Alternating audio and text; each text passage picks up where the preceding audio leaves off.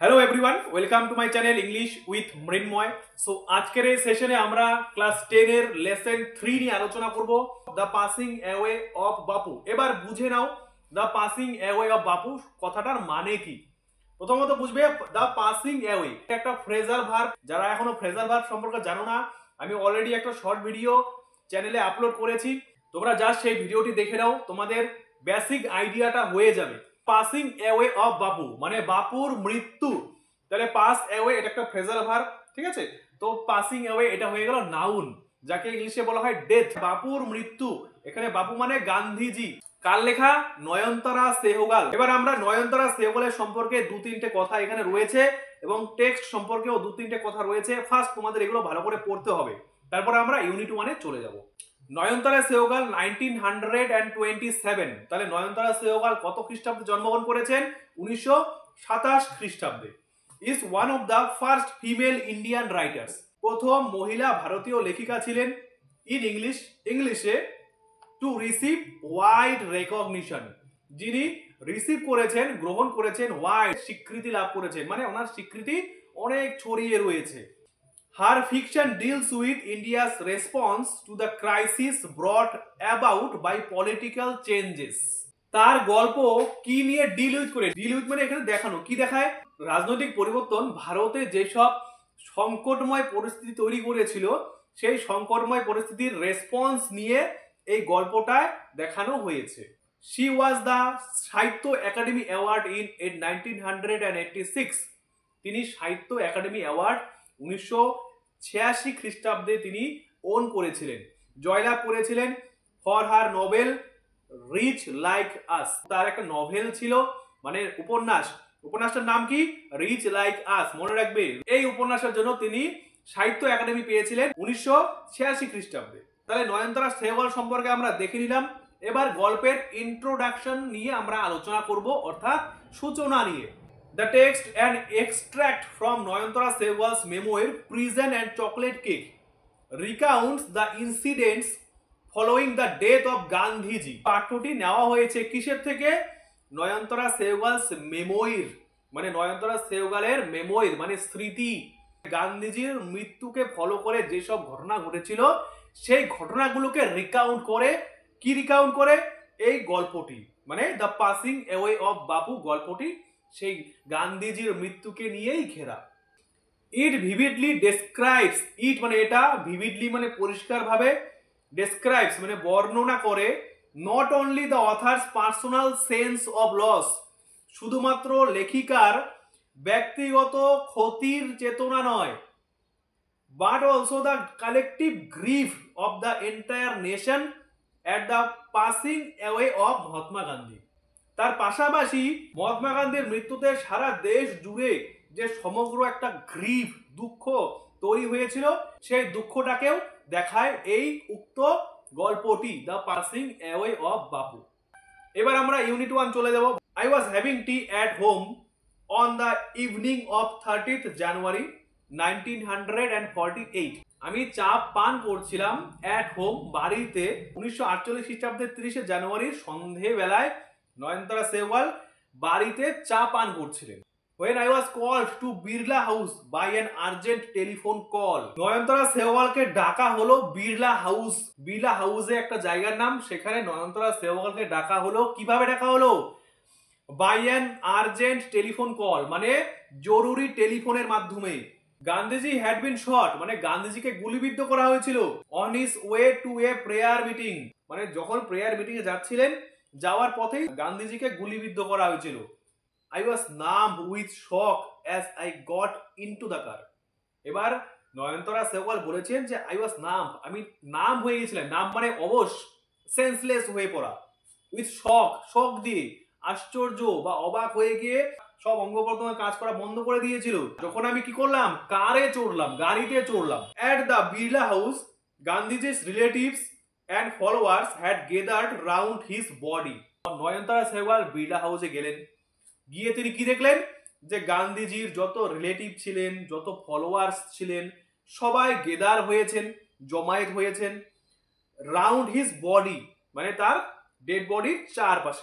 There was silence in the room, সেই ঘরের মধ্যে নীরবতা ছিল। As Gandhiji breathed his last, যেহেতু গান্ধীজি ওনার শেষ নিঃশ্বাস ত্যাগ করেছিলেন। Words of Bapuji's death had spread through Delhi like a flame fanned by wind। Nayantara Sahgal এখানে বলেছেন যে বাপুজির মৃত্যুর ওয়ার্ডস মানে খবর বা কথা হ্যাড স্প্রেড ছড়িয়ে পড়েছিল থ্রু দিল্লি, দিল্লির মধ্য দিয়ে, লাইক এ ফ্লেম আগুনের শিখার মতো।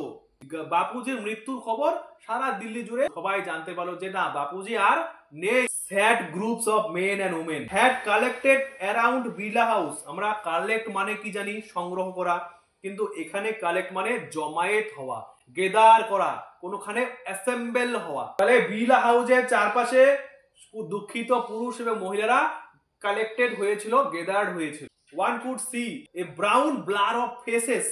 দুঃখিত লোকেদের সে বিবর্ণ মুখ সবাই দেখতে পেত।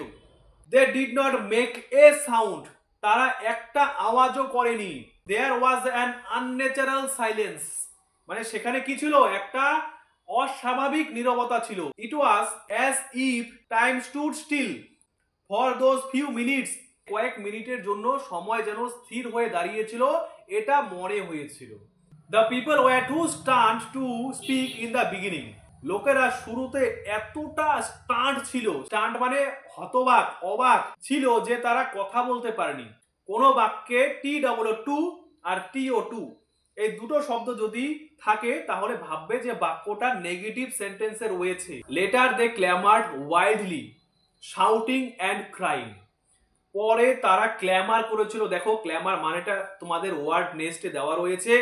ডিমান্ডেড লাউডলি মানে উচ্চ স্বরে দাবি করেছিল, আর কি করেছিল, শাউটিং চিৎকার করেছিল, অ্যান্ড ক্রাইং এবং কান্না করেছিল। দে জোসেল্ট, দেখো এখানে JOSTLED, জোস্টেল্ট এটা কিন্তু বলবো না, এটার উচ্চারণ হবে জোসেল্ট, মানে ঠেলাঠেলি করা, ধাক্কাধাক্কি করা। দে জোসেল্ট ওয়ান অ্যানাদার, তারা একজন আরেকজনকে ঠেলাঠেলি করেছিল। In a stampede to break into the house, মানে খুব দ্রুত বেগে যাতে তারা সে বাড়ির মধ্যে ঠেলে প্রবেশ করতে পারে। দে কামড এ লিটল, তারা একটু শান্ত হয়েছিল। when it was announced that, যখন এটা ঘোষণা করা হয়েছিল যে they would be allowed, তাদের অনুমতি দেওয়া হবে, টু সি গান্ধীজি, গান্ধীজিকে দেখার জন্য, বিফোর দ্য ফিউনারেল মানে সমাধির আগে। তার মানে কি গান্ধীজিকে সমাধি দেওয়া হবে, তার আগে সেই সব লোকেদের অনুমতি দেওয়া হবে যাতে তারা গান্ধীজিকে দেখতে পারে। when one is faced with the shock of a loved one's death, one whimpers, কোন প্রিয় একজনের মৃত্যুতে অন্য আরেকজন যখন সেই সমস্যার সম্মুখীন হয়, সেই লোকটি কি করে, হুইম্পার করে। হুইম্পার মানে দেখো বলা রয়েছে মেক্স লো ক্রাইং নয়েজেস, মানে খুব কাঁদো কাঁদো অবস্থায় আওয়াজ করে। তখন সেই কাঁদো কাঁদো স্বরে বলে, what will become of me now that he has left me, এখন আমার কি হবে যে সে আমাকে ছেড়ে চলে গেছে। তাহলে এই কথা থেকে কি বোঝা যাচ্ছে যে সেই লোকটি গান্ধীজির উপর কতটা ডিপেন্ডেন্ট ছিল, মানে গান্ধীজি একজন মডেল হিসেবে ওদের কাছে কাজ করত। সে মডেলই যখন মারা গেল, তার মানে সেই লোকেদের কাছ থেকে সমস্ত রকমের আশা ভরসা সব নষ্ট হয়ে গেল। This was surely the question uppermost in the mind of the mourning people, শোকাহত লোকেদের মনে এটা নিশ্চয়ই একটা সবচেয়ে বড় প্রশ্ন। আপারমোস্ট মানে সবচেয়ে বড় রকমের প্রশ্ন। They looked like lost children, তাদেরকে কেমন দেখাতো, হারিয়ে যাওয়া শিশুর মতো।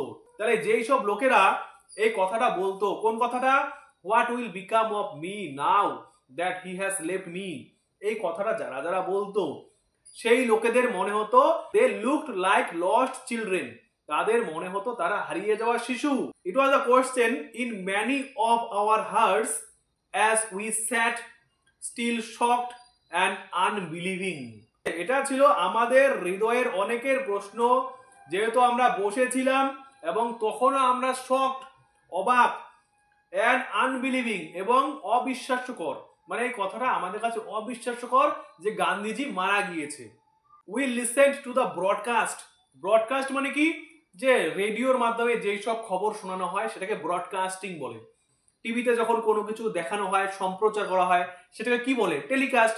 এবার রেডিও অর্থাৎ বেতার, বেতারের মাধ্যমে যখন কোনো খবর শোনানো হয় তখন সেটাকে বলা হয় ব্রডকাস্ট, মনে রাখবে। তো আমরা ব্রডকাস্টে শুনলাম, কি শুনলাম?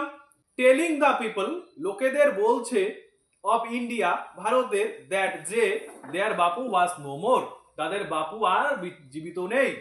তাহলে ব্রডকাস্ট থেকে নয়নতারা সেহওয়াল এবং সবাই কি জানতে পারলো?